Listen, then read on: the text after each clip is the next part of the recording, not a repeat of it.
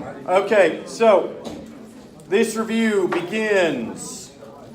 Thank you.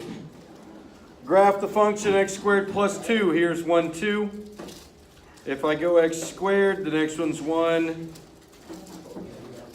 And the next one is 4. So this is going to come down and back up like this. That is the graph. Okay? The inverse is symmetrical across y equals x. So all I have to do is reflect across that line. You guys are more used to reflecting top to bottom or left to right in geometry. That's not how this is going to go. This is my axis of symmetry. So if I turn it like this and I fold it in half, it would be perfectly symmetrical. That means my y-intercept of 2 is now my x-intercept of 2. I go over 2 here, and it's going to go like this. Now on the test, this is going to be a multiple choice question. So you'll have to choose the one that has the correct version of the graph and its inverse. Just remember it's got to be symmetrical across that line and you should be in good shape. Is the inverse a function? No. The inverse can't pass the vertical line test. Yes?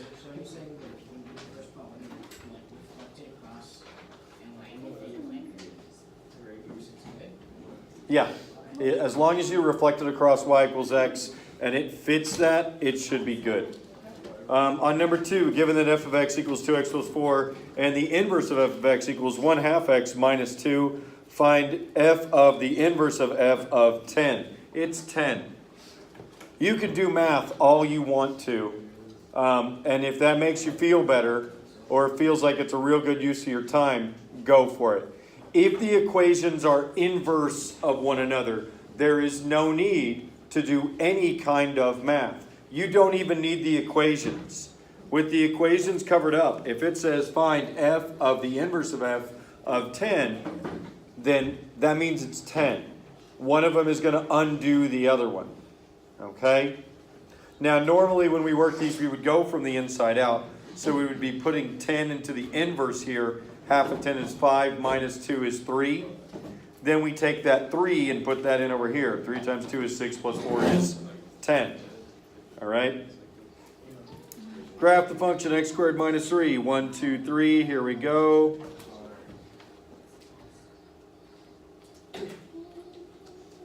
So this is going to go somewhat like this.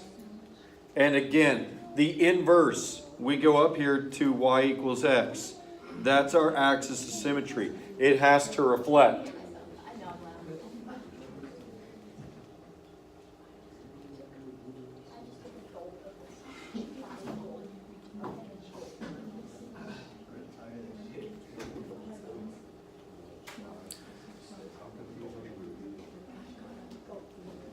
Okay? Everywhere where it crosses like this should be on a point where the x and the y are the same. It's reflected. Is the inverse a function? No, it's not. On number 4, hopefully we should have this figured out by now. F of the inverse of f of 17 is 17. There's no need for me to do the math. There's no need for me to work it all out. If I know that they are inverse, then it's going to end up undoing the other one. I'll be back where I started. It could be anything. It could be x to the 5th plus 4x to the 4th plus 7x squared minus 32 and all these complicated things that I would have to do. But if it's back to back in a composite equation with its inverse like this one, I don't have to do any of the math. Are you saying where it's saying f of f negative 1? Yeah, that f to the negative 1 is the inverse. So when it's partnered up with its inverse for a composite equation, it's just going to undo itself. Let f of x equal negative 4x plus 5 and g of x equal negative 3x plus 2. Find f of g of negative 5. I made sure to put both of these notations on the test, even though I don't like both of these notations. But this still reads the same way. F of g of negative 5. That means the first thing I'm going to do is g of negative 5. I work from the inside out. G of negative 5 means I have negative 3 times negative 5 plus 2. That's 15 plus 2, which is 17. That 17 is what I'm going to put into f of x. So that's negative 4 times 17 plus 5. Negative 4 times 17 is going to be a negative 68. And a negative 68 plus 5 is going to be a negative 63.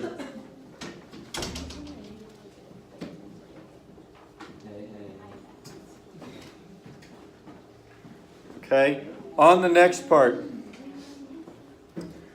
g of f of negative 5.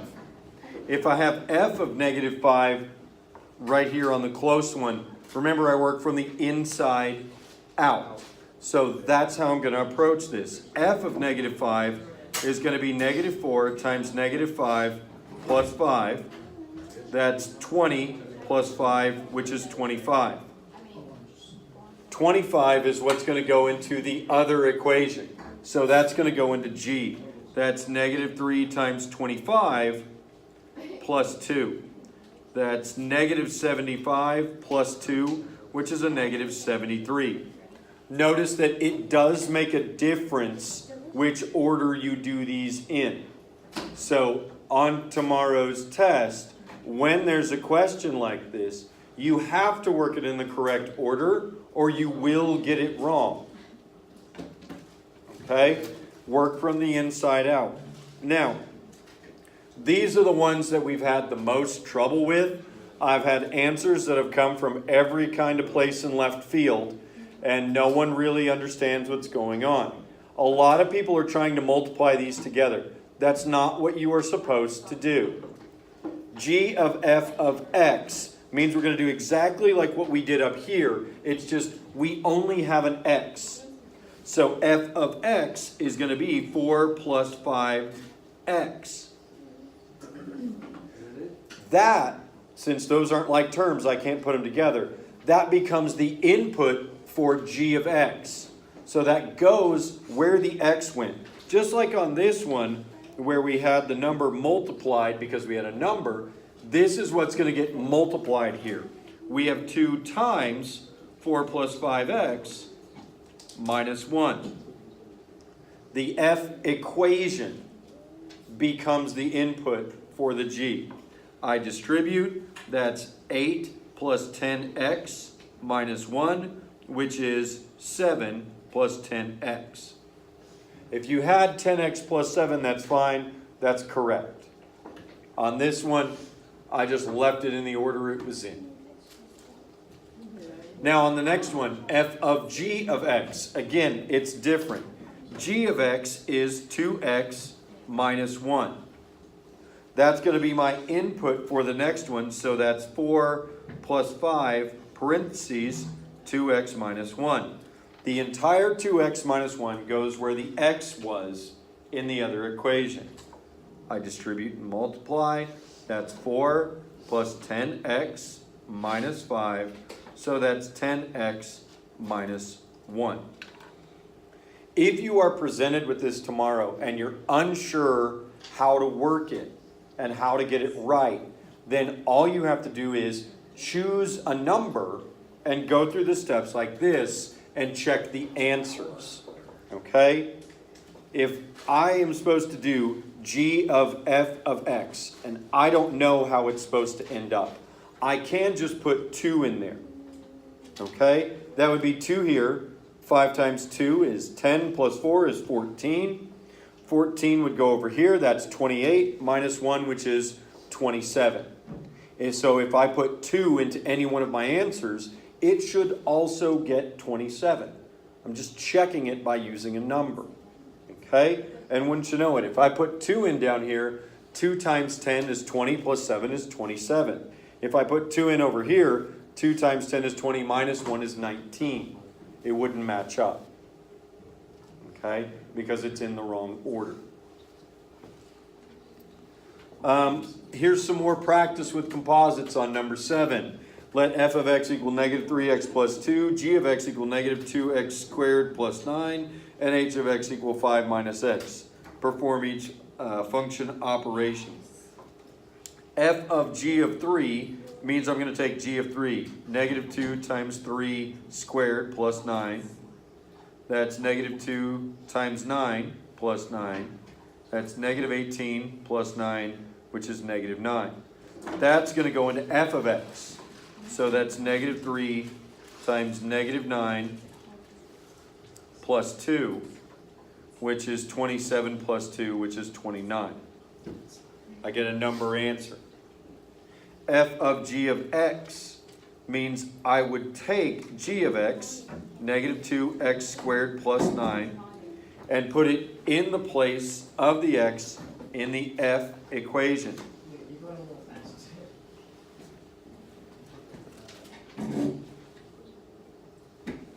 This is g of x, right? Negative 2x squared plus 9. Just like we did on the problem right above it, we are going to take this expression and put it in the place of x in the f of x equation. So I have negative 3 times all of that plus 2. I distribute, that's 6x squared minus 27 plus 2, which is 6x squared minus 25.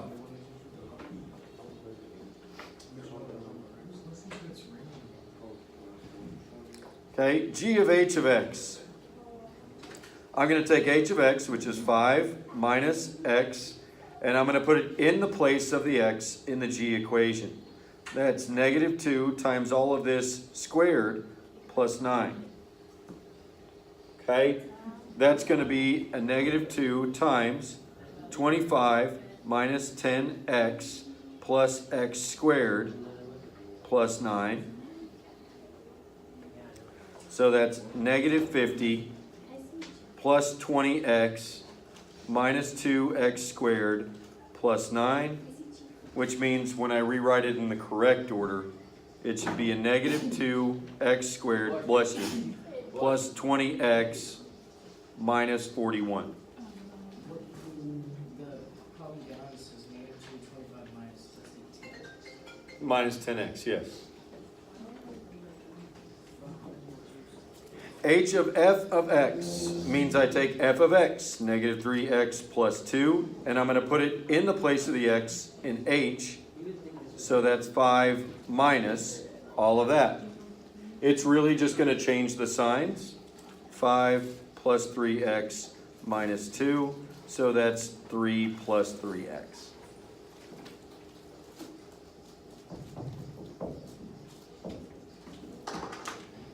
Okay? There's some stuff like this on the test. These are all number answers. When we worked this on the paper, there was a lot of people that were not getting number answers for this stuff, and I don't know how. So make sure you're subbing these values in for the x, not putting them next to, not putting it out in front, nothing else. F of negative 1 is negative 5 minus 4, which is negative 9. Negative 9 goes here. Negative 9 squared is a positive 81. Minus 1 is 80. So I put a negative 1 right here. Negative 1 times 5 is negative 5. Negative 5 minus 4 is negative 9. I took that negative 9, since that was my f of negative 1, and I put that into g. Negative 9 squared, negative 9 times negative 9 is a positive 81. 81 minus 1 is 8. On 44, f of g of 2. 2 squared is 4 minus 1 is 3. I put 3 in over here. That's 15 minus 4, which is 11.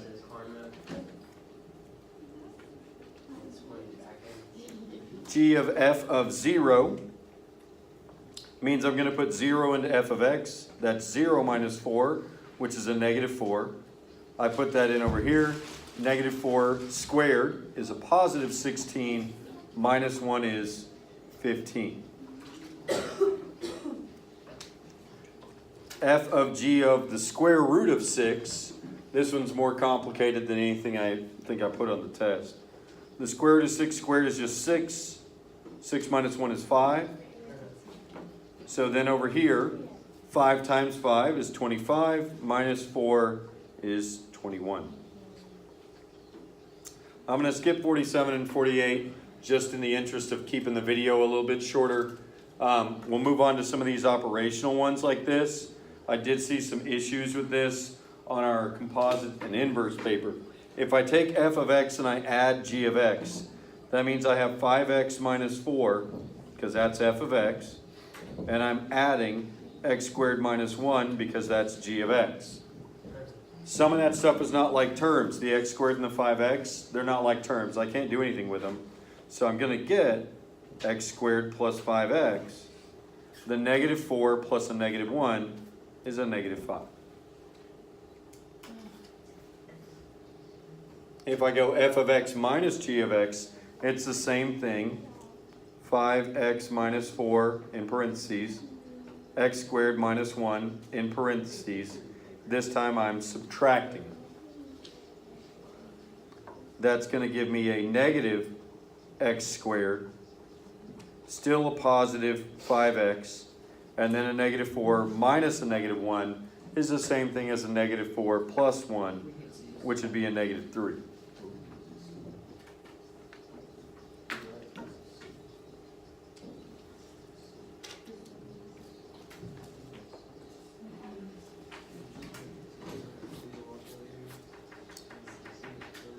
Okay, on this one, 2f of x plus 3g of x means I'm going to take 2 times 5x minus 4, and I'm going to add to that 3 times x squared minus 1. I distribute.